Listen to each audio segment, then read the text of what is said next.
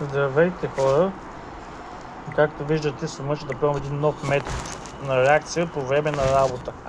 Не на реакция, на... Искам да бесен съм пак на шибаните охранители. Както виждате, съм подготвил едно видео зад мен. И затова го гледах преди малко, да се свалите от чула. Няма какво да правя на работа, скучно ми е. И пробвам един нов метод за, с някаква програмка тук да направя коментар по това видео. Нека да чуем. Това пак става дума за охранители. Това път 161 или нещо такова. Аз не мога да повярвам в това държава живеем, бе. Аз вече не живея там, но все пак мисля някой да се върна, но нека да чуем само началото на видеото, което е бах простотията. Продължава се случай на побой на готвач в столичен ресторант. Един човек срещу 4 частни охранители. Видеото от кадрите, които бяха изпратени като сигнал в редакцията. Цялото видео от побоя е близо 5 минути.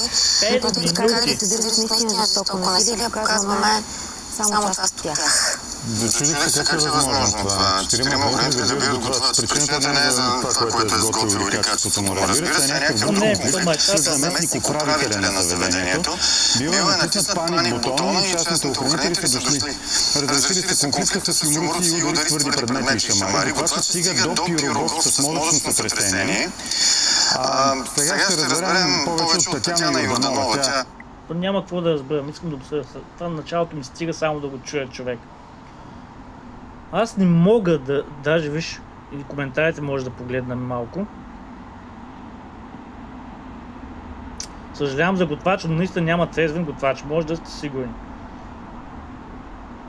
Ти две луди ли сте? Аз съм чул, че Делта Гард и тия СОТ 161 състезават човек. Все едно сте някакво състезание по боища, бе. Че ти охрана ли са? Какво са, бе?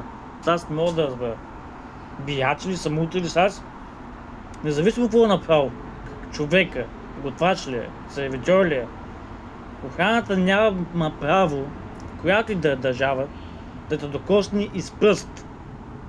Защото в една бяла държава, така да го нареча, дали е расистко, не знам, за черните, но в една бяла държава, охрана, ако аз направя нещо, и примерно да ударя някой, и охраната дойде и удари мен, повярвайте ми, аз ще излезна невинен. Охраната ще бъде много повече, отколкото аз. Затова казвам, няма право, особено охраната, това се нарича охрана, човек, security на английски, в смисъл да те охранява, не да те бие. Идва, фащата, примерно там също управителът казва, че нещо е направил, но какво ти да е направил? Дори да го е ударил, да посегне или какво да му е направил, най-много да се карат, да се обиждат, да се псуват. Дори да го е ударил, те идват, фащат, изкарат навън и оттам полицията трябва да дойде и да се разправя с теб. До там. Това са по принцип правомощията на охраната. А не да те бият цели 5 минути, човек. И то 4 човека. 4 човека те бият 5 минути. Това се случва в полицията между някой път. И полицайите да бият за някакъв. Не знам, човек. Както пък тук една Ольга Смирнова е писала, не знам това е скиня ли каква е. До втората минута го слушах и повече време няма да му отделя. Първо се научи да пише на български, да й кажа. Заслужено са го подредили. Заслужено казах. Никой няма право да те докосва. От охрана особено. Така, да скача на жени. Значи управителя или управителката е била жена явно. Да скача на жени, но може да се правиш на мъж голям. Хайде сега дайте без обяснение. Говори, значи повече трябва да го нарисуват. Това значи повече трябва да го нарисуват, означава сигурно повече трябва да го бият сигурно, да го съкатят, ако искаш, Каква е тая Ольга? И говори все, които скачат на жени, така им пожелавам да им се случва. Хубаво. Любомир Зечев ми изкача нещо, помните ли? Да, добре. После ще го видя какво е. Някаква нотификация на Любомир Зечев. Тук сега да ви прочета какво пише. Мъж и пише някой, защото такъв си ти. Да, точно. Ела ми го кажи в очите обаче. Добре, тая се прави на машкарана. Не се отнася за теб. То пък, значи, говоря за това.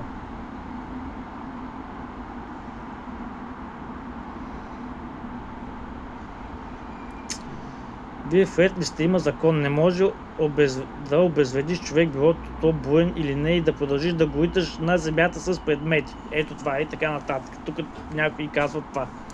Добре. Сайта Олга. Чакай сайт, имаш тук нещо да писа.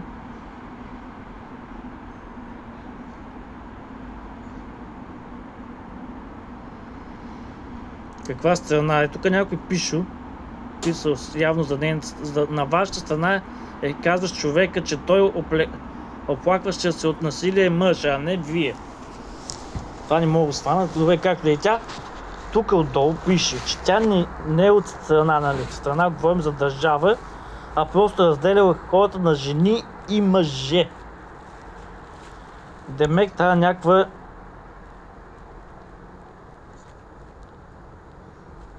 на жени и мъже. Спрете да защитавате тях и да играете от техния отбраз. С мъже не се занимавам, защото от тях нищо добро. Но и боря за правата на всички нас. А вие тук ме нападате. Оставям горда феминистка. Ето, тая е феминистка. И винаги съм страната на нас жените. Виновен винаги. Това е някаква лесбийка феминистка, 100%. По принцип, като замисля, феминистото е 100% започнато от лесбийки, човек. Според мен така си мисля.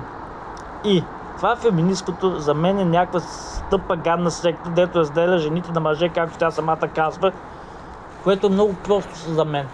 Това след години, може би, ще изгледа много тъпа роля между мъже и жени. Даже не се знае, може да почне и война между мъже и жени, тогава стане още по-страшно. Заради тази просто дума феминизъм. Това е една супер тъпа гадна секта за мен. Както и парадите, де са правят за уния на ремейките, китките, да ни казвам думичката, че може да ме санкционират. И това за мен е една супер голяма секта. Двете са супер големи секти за мен. Какво ще иска феминисткото? Равни права между мъжете и жените. Че кога през живот, на времето може да няма, но в момента кога няма равни права. Какво искат те? Уж да не са домакини и чакай малко. С кой казва, че трябва задължително ти да си домакиня, бе, човек? Домакинството е избор. В смисъл, ти искаш, не искаш, ти трябва да се сготвиш, трябва да се изчистиш за себе си поне. Не за мен, не за мъжът, а за самата себе си. Или да снемеш чистачка. Чистачката ще бъде или мъж, или пак жена, примерно. Чистач или чистачка, нали така? Ако немеш чистачка, тя означава, че пак е домакиня. Което няма как ти, примерно ако считате за феминисткото само за това домакинство, човек, защото аз, като кажа някой искам равни права, от феминистките се отиват до домакинство. Най-вече. Което за мен е малко тъпо. Нали? Както виждате, работите, никой не възпира да работите. Макар че на времето пък е било обратно. Жените никога не са искали да работят и изведнъж ние нямаме равни права, защото не можем да работим, защото не можем да бъдем знаците. Което това е малко тъпо за мен. Защото като гледам, искате равни права, но какво правите си равни права? Правите си OnlyFans акаунти. Както и да продължим с случая. Ольга Смирнова, където си малко много умна, но както и да е, така да го кажа. Чете човек срещу един и той отишъл в Пирогов. Не знам какво да кажа, човек. Защо никой не ги съди тия охрани? Как не ги спират тия частни охрани, в смисъл фирми за охрани? Направете го като... Да я знам, човек. Направя се... Ви казах е на предното видео. Ако нещо такова случи на мои роднина, не дай се Боже някой ден. Не знам какво ще направя, човек. Ще намеря някакво лъжи от някъде и тия четиримата ще ги излежат, човек, често така. С драго сърце бих излежал такива някакви. Уж охрана, дето се правят, пък се правят на мафиоти, човек. Кой каквото иска да ми казва, но това за мен е недопустимо. И после Делта град и 161, както казах, се състезават търли. Както и да е. Аз искам, спирам с тази тема, искам да ви разкажа една моя случка, където ми се случи, пак с охрана в моя град. Отиваме с братчет ми на една дискотека и тази дискотека, човека, собственика, го познаваме. Братчет ми е, забравя да ви го разкажа на миналото видео, но тук ще ви го разкажа. Братчет ми има рекламно студио и прави на дадения човек всички реклами за дискотеката, в което в същото време му прави отстъпки, нали, такива уж приятелски отстъпки. Казвам му, защото явно той не е много добър приятел явно към нас и там аз работих в това студио и този човек го познаваме с дискотеката, нали. Уж ни се пише приятел. Отиваме една вечер в неговата дискотека, той бачет ми каза по принцип, че много не иска да ходи там, защото се правил на много голямо газе. И аз съм щопил да спя на газе, отиваме в неговата дискотека и слушайте какво става. Пием се по една бира, танцуваме там и изпиваме бирата и братчет ми решава да остави празната бутилка на един барплот, в смисъл то маса барплот, как се води там на ъгъла и дете направено така като барплот е направено, но не баш барплот, в смисъл там сядаш и спиш, нали, като маса така се нащъркил. Сядаш и спиш, общо дето и там, нали, в сервитьорката обслужва. И там имаш някаква компания. И братчет ми просто остави празната бутилка, както би трябвало да направим, нали, смисъл, къде да оставим на земята ли да остави празната бутилка? В смисъл, остави празната бутилка на тяхната там маса, да го кажем, май. И едно момиче човек изтича и каза на охраната и викна охраната човек. И тази охрана на изгони и там вика махнете се от тука или се тръгвайте. Направо и така стоим и гледам, не знаем какво става. Явно охраната е имало нещо към това момиче. Или е заебявал ли, приятелка ли му е, да знам. Или е харесвал, може би. И явно той се е помисли, че ние сваляме или какво. Не мога да разбера човек. Ама направо дойде се едно ще наби, бе, вече. Направо идва. Махнете се от тук, бе, не знам си какво. Това за какво е, бе, човек? Ай, обясни ми сега. Както и да е. Нали, извинихме ме там, не знам си какво. Обаче останахме на същото място. И след малко тая охрана дойде пак и на изгони, бе, човек. Ей така без нищо, ние просто танцувахме, продължихме да танцуваме на същото място, не съм мръднахме оттам. Аз му казах на бачек, най съм мръднем, да не става проблем, той бачек ми стой тук. И аз казах, хубаво, да, стоим. Дойде да изгони, бе, човек, даже нали, фана на такъв. След едно още малко съм наби, баче. Излизаме навън към това и виждаме шефа на дискотеката, където го познаваме. И той нищо не каза. Направо остави вида на изгонен човек. Направи така, не изгледа и там си пиш. Ние го поздравихме, то даже не знам, поздрави, не поздрави, погледна на пренабрежително. И аз му казах, нека да ти обясня какво става. И той напита какво стана, защо така. И аз му обяснявам, нали, съвсем нормално. Просто ще сложихме бутилката, празната бутилка на масата на това и той не реагира, човек, не знам, човек. Според вас трябва да действа охрана така, независимо дали харесва момиче или не, дали му е приятелка, ако му е гадже или жена, да няма води на тази дискотеката. Но ясно някой ще заребява там, човек, ти си охрана, ти си на работа. Нямаш право, първо на първо, какво ти да стане с... Дори някой деля да говоря с нея, да заребява, ти нямаш право да... Все пак това е дискотека, хората там отиват да... В смисъл да танцуват, да са кефят, да заребяват момичета. Нали така? Откъде знаеш, примерно?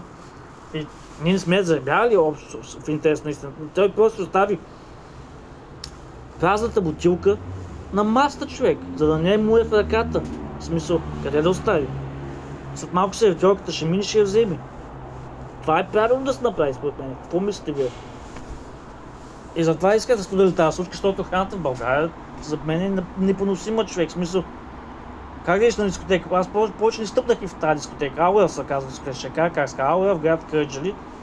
Въобще не ме интересува дали правя антиреклама или какво, ама повече там не стъпнах и няма и да стъпна.